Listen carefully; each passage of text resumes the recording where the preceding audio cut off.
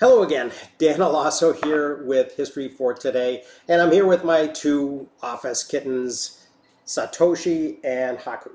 And today I want to talk about Research Rabbit's Zotero integration, which is now actually live. Now I've been waiting with bated breath to make a video about this. Ever since Mike and the developers at Research Rabbit showed me this feature weeks ago. And now that it has been rolled out to the world, I can actually talk about it. The Zotero integration is great because I already use Zotero as a place to collect my sources so I can keep track of them while I'm doing research, and then I can cite them appropriately when it comes time to quote them or to paraphrase them in something that I write. Research Rabbit has already proven its value to me as a source of ideas about sources to pursue. And their goal, in Mike's words, is to be the Spotify of academic research. If you like those sources, you might be interested in these as well, is kind of the idea. I'm a bit older, so I think of this as kind of the Netflix paradigm. Or maybe I just don't pay as much attention to song suggestions as I used to movie suggestions. In any case, so you can see that on my Research Rabbit homepage, there's a button that I can use to import a Zotero collection. And this means that I no longer have to export a BibTeX file or an RIS file from Zotero and then import it into Research Rabbit. And to test this, I'll import a Zotero folder that I hadn't brought over yet. You can see that there are already several that I've tested out when they first showed me that tool. And the Z next to the name of the collection means that it is linked to Zotero. I can just add a new one by selecting a folder from the list of all my available folders, since I've already linked the two accounts, which was very quick and easy, so I'm not going to bother to show you how to do it here.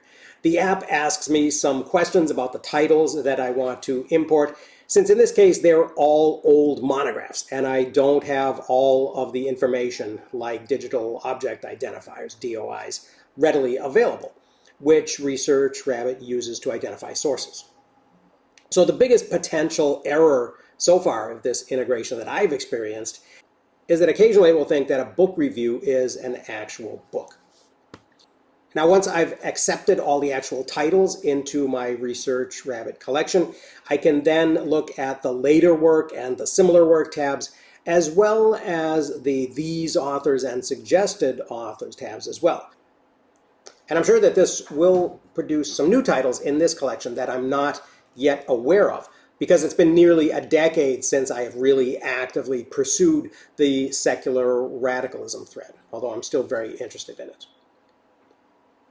There's just not enough time in the day for everything.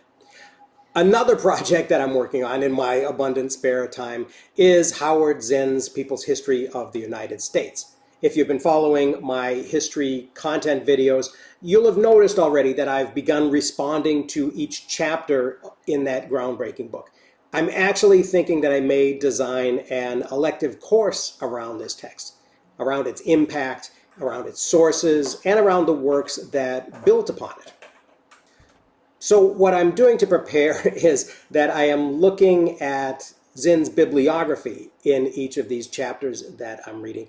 And I'm trying to get my hands on the books, usually via interlibrary loan.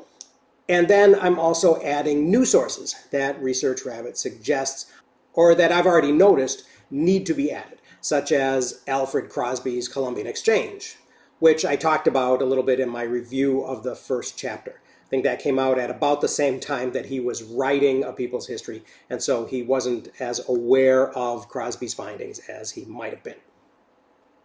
And so the beauty of this is that I can look over the synopses of the Research Rabbit suggested titles, and then I can decide whether I want to take a look at the book, order them through my library. A few might be in the stacks, but most of them will probably have to come via interlibrary loan.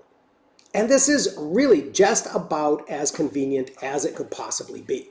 As I order these books and as I add them into my collection in Research Rabbit, the app integration adds them, notes and all, into Zotero.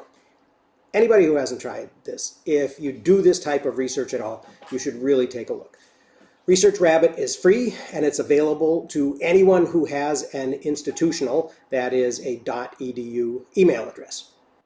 I don't think you need my referral code anymore, but here it is anyway, just in case. So I am very excited about using this, and I will be having my students use it as well. So I'll probably report a bit on how that went in the near future. But in any case, that's what I've got for you today. So I hope people found that a little bit interesting. Thanks very much for listening, and I will see you again